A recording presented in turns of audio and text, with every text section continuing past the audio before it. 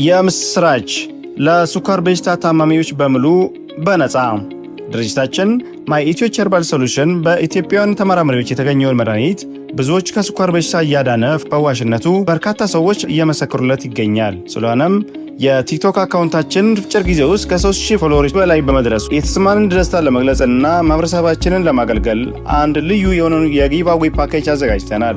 ለተመረጡ 6 ሰዎች ማለትም 3 የታይፕ 1 እና 3 የታይፕ 2 የስኳር በሽታ ታማሚዎች የማይ ኢትዮች ኸርባል ሶሉሽን መድኃኒት እና የህክምና አገልግሎት ሙሉ ለሙሉ ያለ ክፍያ በነፃ እንሰጣለን። ይህ ከመደበኛ ህክምና እጅግ የሚለየው የጤና መድኃኒት ብቻ ሳይሆን ለሌሎች የህይወት የምንታደግበት እድል ስለሆነ ቀድመው ተጠቃሚ ይሁኑ። ይህን እድል ለማግኘት የሚከተሉትን መስፈርቶች ማሟላት ያስፈልጋል። አንደኛ፣ የታይፕ 1 ወይም ታይፕ 2 የስኳር በሽታ እንዳለባቸው የሚያረጋግጥ ትክክለኛ የህክምና የላቦራቶሪ ውጤት ማስረጃ ማቅረብ። ሁለተኛ፣ በቲክቶክ ወይም ዩቲዩባችን ማይ ኢትዮች ኸርባል ሶሉሽን ብለው ፎሎው እና ሰብስክራይብ ማድረግ።